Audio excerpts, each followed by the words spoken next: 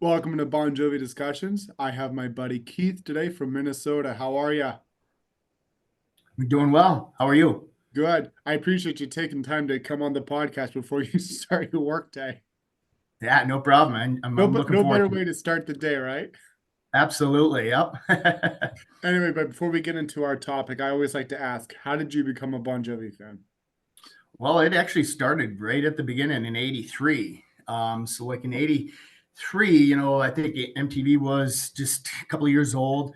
I think hair metal was starting to kind of get come alive with Def Leppard, Motley Crue. And first time I heard Runaway, I actually didn't know it was Bon Jovi. I thought it was Eldo Nova. Yeah. Really? Yeah. Well, he's I on the did never. song. Yeah, and I was on my way to a buddy's house and I heard it and I'm like, oh, that's a pretty cool song. I said, I think this is the new Aldo Nova song. And later on, we found out it was Bon Jovi. And back then we didn't have the internet or anything. We had Hit Parader magazine, I think was one of them. So just started kind of reading about him, and I have to be honest, he looked cool. He had the cool rock star look and all that, and I liked his voice. His voice was pretty unique. And so then, yeah, in '84 when the album came out, I got it, and my first concert was in '84. I think they warmed up for Scorpions. And, yeah, been a fan ever since. Wow. So what's your favorite song? Well, we've gone back and forth on this. It's Yep, it's well, Blood on Blood and I Believe are probably my two favorite Bon Jovi songs. You know what's fine, just from our interaction online and stuff, every time that I think about I Believe or listen to I Believe, I think of you. I don't know Hmm. if that's weird to say or not, but it's true because I just know how much you love that song, and so every time I listen to it, I always think Keith. Yeah. But Yeah. you know what I'm jealous of you though is like you got to see them right from the beginning, Hmm. right from '83, and see, I've been a fan since 2000. I was just this tall. But I've been a fan since 2000 and I've seen 24 years of growth.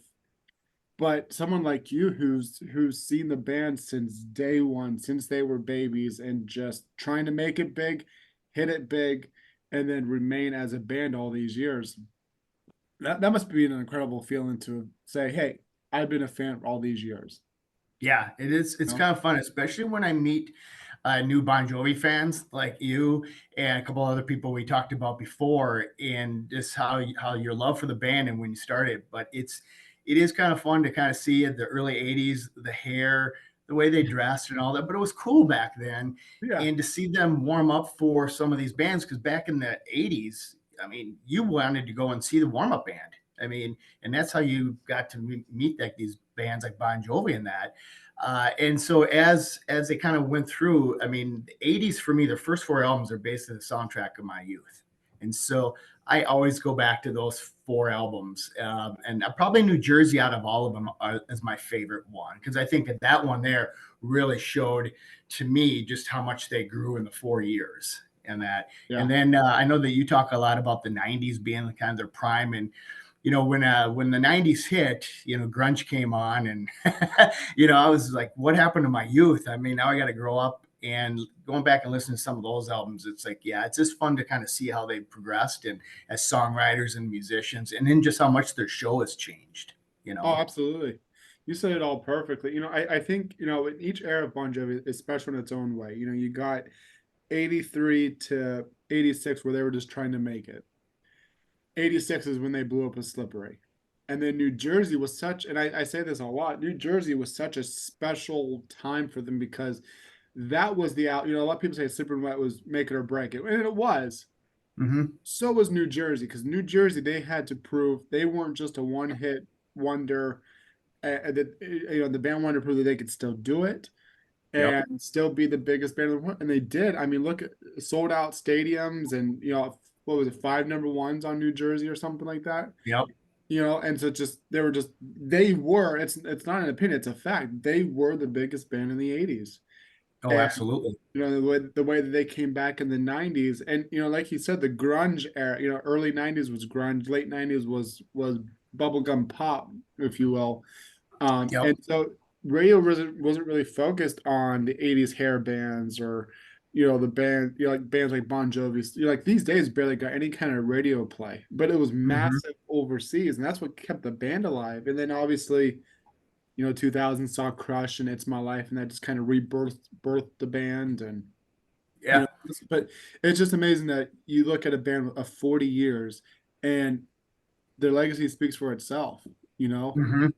you Yep. wonder if the artists today will have that kind of future, you know? It's interesting you bring that up because my brother and I and a couple other buddies, we talk music all the time. We're sitting there going, I don't know if there's a band right now that's come out in the last 20 years that would be around 20 years from now.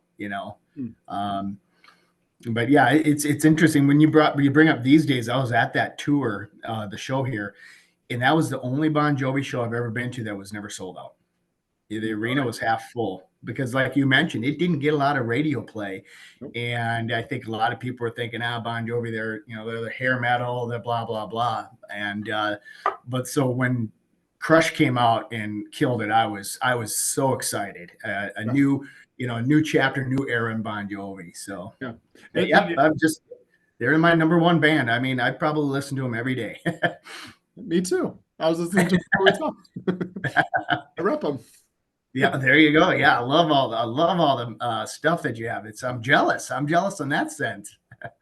I'm just one of those crazy collectors that Yeah. probably collects way too much. At least my wife says that, but yeah, we all like to collect something, right? Um, Absolutely. let's get into our fun topic. So I've Yep. never done an episode like this before, and I'm actually going to start doing more of these. So you're the first person. We're gonna Okay. I'm gonna do more episodes where I just talk about a song. So today we're gonna talk about Blood on Blood, which Hmm. is the fifth track of New Jersey. Also one of Keith's favorites. Hmm. Before we get into it, I always thought, we'll get into the meaning, it's all about brotherhood and stuff like that. I always thought this would have been a cool documentary title. You know, Yeah. I'm surprised it never was for Access to All Areas, which I get because Access to All Areas makes sense for what that was, Yeah. or When We Were Beautiful, or even, Thank You, Good Night, that's coming in April here. I always thought Blood on Blood would have been like a cool documentary title. I don't know if that's something Oh, they've ever played with or whatever, but anyway, so the song was never a single, but Bon Jovi was so huge, and this didn't happen for a lot of bands. Bon Jovi was so huge then that Blood on Blood actually got a live music video. Not something like You Could Love a Bad Neighbor, Living on a Prayer, where they're on stage, but the studio track is playing. It's an actual live music video, which is kind of cool. yeah. Um, and what I really like about that beginning of the video is that it symbolized, or I'm sorry, actually, no, I was right. Symbolized the band as a brotherhood and what they were about. Just seeing an authentic band on stage playing together, having the time of their lives. Just five young guys having fun with their fans, having fun as a band, and I thought the video was brilliant. One last thing I'll say before I let you talk here. I'm talking your ear off. No worries. I love your Um, knowledge. I like that intro that because it's not on the studio track, but on the music video, it has that that keyboard riff. And John said, "There's one thing that you can believe, and that's dreams." So tonight, Hmm. dedication, blood on blood. Then the song starts. Yeah. What did you think of the music video? I actually liked the music video a lot, and it captured what it was like to be at the Jersey tour. I mean, the energy there. So yeah, when I see that video and then it kicks in, and even the studio version of it, when it kicks in with the guitar, I love the guitar, and then Tico's drumming. Yeah, But the live version, what I really like about the live version is after he talks about Danny being a medicine man and that, and it slows down, and then Richie and him come together at the center mic. yeah, Uh, to me, that is just the adrenaline that goes through me even today when I see that video. But I kind of remember it back in the day. Everything was kind of real dramatic in those concerts back then. And then it just, yeah, I don't know, just that, and then those two singing together. It's just I don't know. I get chills every time I see that video. It's just it's pretty awesome. You know, And oh, go ahead. yeah, no, it's awesome. And I love that they were able to sing in the last couple of tours. And I mean, I always look forward to seeing that song. You Yeah. know, so You know what's so unique too about this music video is that people nowadays will be like, well, what was the point of having a lot of people don't value the live music videos like Bad Name or Living on a Prayer or Blood on Blood, whatever. But keep in mind, nowadays you have YouTube, so you can look up any concert video that you want. But back in the right, 80s, you didn't have that opportunity unless you got a bootleg. right, The only way that you could ever see what a band was like on stage was either through like a music video, which a lot of bands did at that time because they were so busy touring, they didn't have time to do a music video of the right. Yep. storyline. It was just them on stage. And so that was the beauty of music videos back then. I know you probably say this for yourself. I can only just guess here, but the only way you could catch a glimpse of the band on stage was to either see them live or through a music video and kind of capture the essence of what they were like on stage. Absolutely. And I think a lot of the bands that became popular in the 80s were maybe because maybe their songs didn't sound great on the album, but then you saw it live and there was that different energy. And there was a lot of bands I became fans with just seeing them live or seeing the live video. It's like, wow, this is pretty cool. Yeah, They're fun on stage, you know? yeah. That's happened to me with bands, even some Bon Jovi songs. Like perfect example is Knockout. When this Mm-hmm. house came out, I couldn't get into Knockout. I was like, it's not bad, but like I just can't get into it.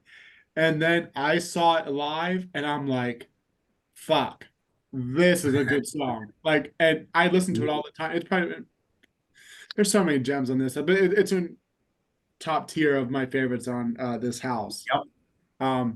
But another thing I want to say about this music video before we move on is, in a way, I kind of wish you know how like they did for Never Say Goodbye. You posted, and maybe this is why they didn't do it, but at Never Say Goodbye, they posted pictures of the band as kids and stuff. That nostalgia feeling. It would have been kind of cool if they did that for Blood on Blood, but like more brotherhood photos, Yeah. like them getting together and through the years and stuff. And I know we're only looking at 1988, 1989 here. So you're only looking at what, 4, 5, 6, 7, 8, 5, 6 years worth of stuff. But Mm-hmm. still, but I still won't complain because I think it was a great video. Uh, Yeah. let's get into the meaning of the song. So I think this one's pretty explanatory. It's about Mm-hmm. brother looking back, a bond that is so strong and it can't be broken. And on another shift, it's also talking about being there for somebody. Yeah. Like you can just like the story of Danny and Bobby and the John or whoever. You kind of grow apart, but you're always connected in a way and always there for each other. Like the lyric, in the dead of the night, I'll be by your side. Um, Mm-hmm. so different ways and stuff. And so it's a very nostalgic song, reflective, I think, in a way. Um, Mm-hmm. what's your thoughts? Well, yeah, that was one of the things that drew me to the song when I heard it the first time off the album was, you'd have the lyrics inside the album cover and stuff like that, or the CD cover at that time. It was the lyrics, and it was like there was a group of us, my brother and I, maybe 4 to 6 guys that hung out all the time together, going to concerts enough. And I think the lyrics of that song kind of really hit me because I had a buddy that was just coming out of the army, and we were all kind of in our early 20s at the time, and things were changing. People were moving on, careers and stuff like that. So it was one of those ones where it was like, you listen to the song and I'm trying to hang on to my youth, but knowing, hey, I'm getting older and Yep. people are going to change. And that song reminds me of a 2 or 3 of my buddies that that are, I'm close with that. I don't see that often, but boy, if they gave me a call, I'd be there. Yep. To me, it spoke to a loyalty. And it's just that like, no matter whatever happens in our life, if we don't see each other for 10 years, I'm always going to be there for you. Yep. And I just like the song. It just means loyalty to me in brotherhood, as you mentioned. Loyalty. That's another good word. Yeah, that's another good example of what the song is about. You have a favorite lyric? Yeah, my favorite lyric is when he's talking about Danny being a medicine man, and at the end of the through the years I'll be there for you. Yeah. Every time that I hear those lyrics, I get and a little adrenaline rush, Yeah. and yeah, it's I think that's my favorite lyric of the whole song. I got two. Mine is if I got that call in the dead of the night, I'd be right by your side. And that kind of goes back to the whole loyalty thing and always being there for somebody. Uh, Hmm. and there's really no, it's one of the biggest compliments that you can give somebody. Say, no, anytime, give me a call and I'll be there for you, Yep. And then the other, to kind of shift to the more fun side, I also like the lyrics, Danny knew this white trash girl. We each threw in a 10. She took us to a cheap motel and turned us into men. Yeah. Obviously, we know what they're talking about there. Yep. And I wonder uh, if there's some truth to that. You know, Yeah.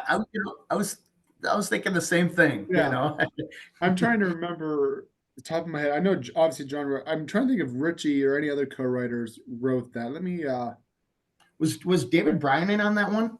no, not on Blood on Blood. Okay. Let's see here. I'm just drawing a blank. I'm still waking up here. Blood on Blood, Blood on Blood, Blood on Blood. I should just pull the CD next to me here. What am I doing? I'm losing my touch, Keith. I'm losing my touch. That's all Yeah, right. I was right. It was written by John Richardson Bohr, and the question was who was the other co-writer? It was Desmond Child Oh, that sure. that also wrote that.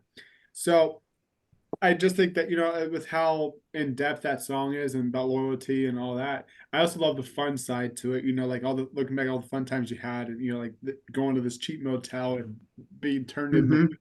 I wonder what they were doing there. Yeah, no, maybe that's when they had their first beer, right? Yeah, their first beer, their first cigarette. That's what they did. Right. Yeah. $10 for a cigarette. So Yeah. let's get into the fun side of not that we weren't on the fun side, but let's get into the music part of the song. And man, it is just it's brilliantly composed musically. Hmm. Yeah, I guess we'll start off with that intro. That I can't even do it, but anyone that's watching this knows what I'm talking about. That guitar intro, and Yes. we'll get into the live aspect here in just a second. But like that, seeing that part live is just phenomenal, especially as a show opener. Like many Hmm. times, like look at like Circle Tour, for example. When you have that big build up, of the band walking in the circle, that boom, boom, boom, boom, you know, Yep. and then the curtain fades, and then Richie starts playing those blood on blood notes. And I think that was so cool because you see the band, a band of brothers, all the you're back that was what 2010, 2011 on a giant screen, for them just standing there, and then Blood on Blood comes on, and Hmm. brotherhood on the screen, brotherhood audio wise. Um, and but then then you get that guitars, and I know you don't play any musical instruments, but the way that Richie does those slides, not only on the intro, but also when the verses build up a little bit into Yeah. the pre-chorus. And then obviously you have the drums that boom, boom, boom, boom, boom, boom, boom, boom. That was cool. And this song has a lot of build-ups, whether it's in the intro, whether it's in the verses or verses going into the chorus. From the bridge to the final chorus. There's so many build-ups in here, and I love it, and it always pumps me up. Yeah. Yeah. You're right. That guitar, you hear that, and it's just, it starts off, well, I shouldn't say low, but it starts off and it just builds and builds, and you just feel the adrenaline, at least for Yeah. me. And then when the drums come in with Tico's drumming, and it just explodes that song, and there's just so much energy within that song, up until that part where he slows it down a little bit. I always kind of think like, all right, this song builds you up, you're in your youth, you're wild and crazy, and all of a Yeah. sudden it slows down, and you're looking back in your life and go, oh man, this was a fun time, and now I'm reflecting. But then he brings it back up to the end, and so when the song is done, I mean, you're more energetic, Mhm. and Tico, I don't know how the guy is not wiped out during that song. Oh, I know. Yeah. And you also bring up reflective, and this is my next thing. If you listen, something that's really notable about this song too is David's keys. Yeah. You have Richie and Tico and Alec who are kind of bringing that real rock sound to the song, but then it's David who brings the emotion into the song, with that Mhm. nostalgia. If you listen to the keys, they're very nostalgic sound and, reflective sound. I Mhm. know that sounds probably crazy. I don't know if I make any sense here. No, I agree with you. Yeah. Yeah, and it gives you that feeling of what the song is about, being reflective and stuff like that. Joyous in a way too. So Mhm. I thought that was kind of unique, and there's a way that that kind of blends together. Um, Guitar solo, obviously, we have to mention that was pretty. I love the string bends, and I don't know if he. It sounds like there's times where he plays a whammy. I have to watch some live videos to remember that, but it sounds like there's a whammy bar. I So think at the beginning of the solo, yeah, in the live version, I see it. I think he hits it a couple of times at the yeah. beginning of that solo, and then after that, it's his magic of his fingers. Yeah. And excuse me, I'm getting over being sick. Oh Um, no. I'm always getting sick these days. But the chords, I think are D, G, B minor, and A. And I think that's how the verses and the chorus goes. But that's just what one I'm of gonna the have to take your word on that one because I yeah. don't know. Keith is like, oh yeah, I know what you're talking about. Oh, absolutely, yeah. So I think a really notable mention we have to talk about is the verse, the bridge after the solo, whatever you want to call it. When the song kind of settles down for a second, and Hmm. John talks about Danny and Bobby and who they've become, and one of the best parts about the song is in me, I'm still a singer in a long haired rock and roll band, I and love the way it. that John would do it live, and the John, it's kind of like, do we got it anymore? And whole lot of leaving. John takes Hmm. that pause and just listens to the crowd scream. You know, Hmm. and I thought that was like a really awesome part in the song. Um, and you can see, through the years when the band has played that, especially, in the last 10, 15 years, when John, I'm still a singer in a long-haired rock and roll band, that means a lot. Like we kind of talked about in the beginning of this podcast episode, to be a band of 40 years and still be relevant and big and everything, Hmm. that's a huge deal. So you can tell in John's face sometimes when he does it live that he's so happy he's still a singer in a rock and roll band, you Oh, know. absolutely. Um, and then so that then it builds back up, through the drums, through the years, through the miles between us. I love that build up again, and then it slows Yep. back down, and then it goes right back up, right into the core. It's music Yep. that goes brilliantly. The other thing that I really like is, and you notice it more in the live version, is Richie's background vocals. He really adds a lot to that. Oh yeah, and we're You gonna know. talk. Oh yeah, we're gonna talk about that. Well, I guess we'll do that in a second. I guess. Yeah, absolutely. One other thing I want to talk about with is the ending. When John is holding the notes and screaming, blood on blood. He's holding that note in blood, and uh, Hmm. and then it goes into that final build up into the outro. Um, Hmm. it's just brilliant, man. It's Oh, just. absolutely. His voice sounds great in that, even in live, and Mhm. that it's one of those songs that just every time I hear it, I get excited. My adrenaline pumps, and then the lyrics just carry me through too. It's a great song. It absolutely is, and one that I probably listen to at least 3 or 4 times a week. A week. Yeah. Man, you're the song's biggest fan. I just, I, I think it means a lot more to me now that I'm yeah, older and yeah, you know I've got some friends that I don't see that often, and then when we do connect, it's really close. And I've lost some friends too, so I think it's a song that yeah, kind of really, at this point in my life, kind of means a lot more to me. yeah. I'm just joking with you because I'm hyping this song up quite a bit because I do love the song. Don't get me wrong, I love it. I'm Hmm. hyping it up. I know. I actually don't listen to the song too often. Once in Oh, okay. once in a while, I listen to it, but I don't listen to it too often. But like you Hmm. said, I think as I've gotten older, I've learned to connect to it more. Losing friends, or just looking back at your friendships too. Hmm. I do listen to a lot more than I did. So Hmm. let's talk about it live. So obviously we talked about it being a show opener. Another great one was when John would do it in the middle of um, the show. Madison Square Garden 2008 is a perfect example. When Hmm. he was on the B stage out in the middle of the crowd, which he's also done the song at the beginning of a show on the B stage with Blood on Blood, but not the same way that we're going to talk about, because that was just the original way. But here in the middle of a show, like after in Madison Square Garden, they did Memory, and then he starts doing it all by himself. He's just playing the guitar, doing a little bit of drum with his foot, and um, and then starts singing the verse and chorus to Blood on Blood.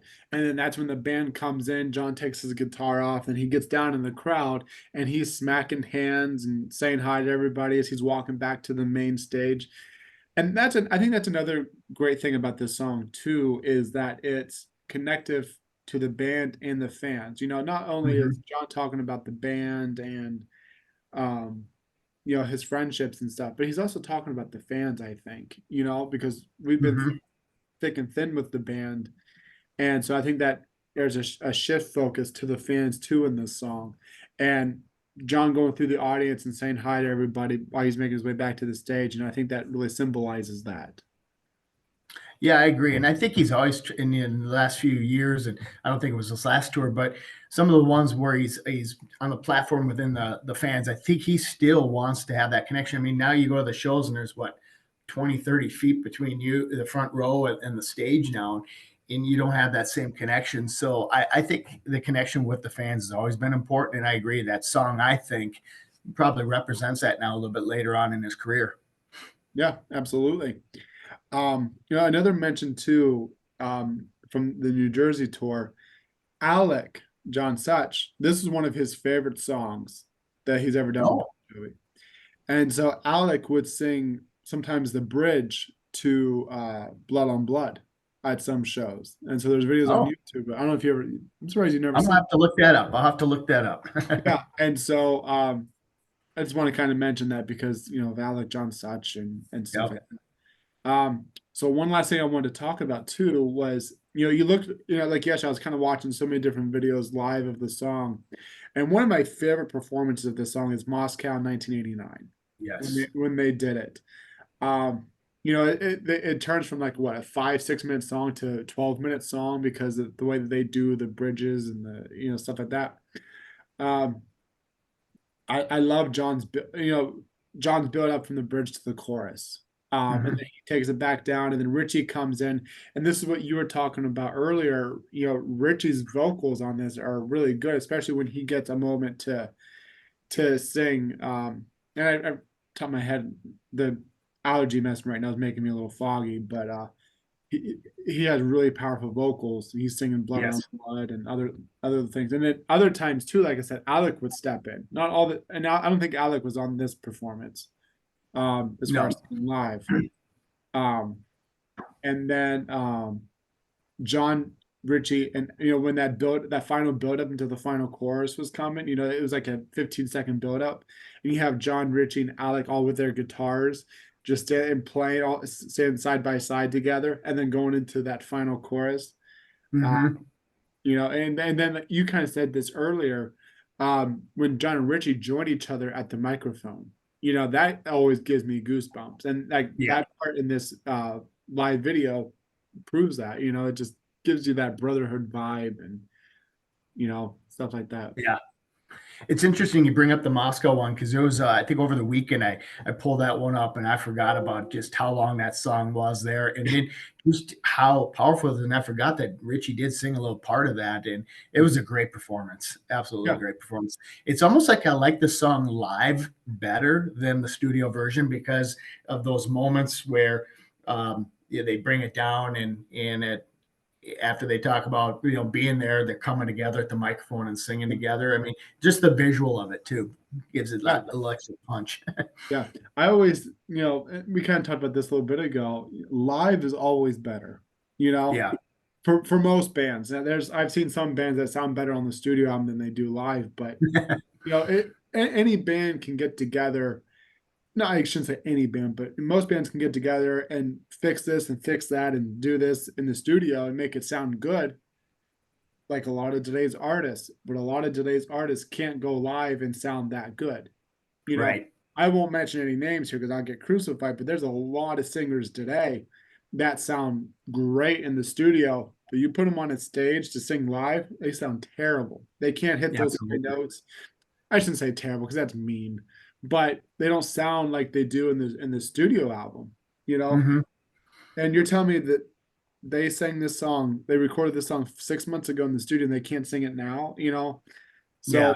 so what I'm trying to get at though was that bands like Bon Jovi, who sounded incredible in the studio, eh, phenomenal, and then they're just 100 times better live. And it's Hmm. authentic. They're actually live. There's, I think that's pretty important.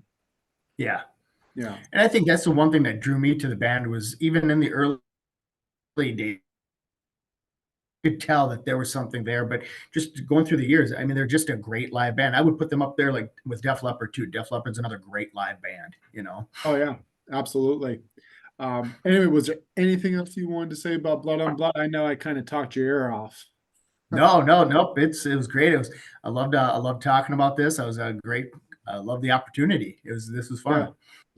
Stay on for a second. I'm going to end the recording, but thank you for taking the time out of your busy morning to come on to do the podcast, especially before you start your work day. I appreciate it. Not a problem. Well, completely appreciate it. Thanks again. Yeah. All right, buddy. Thanks. Bye.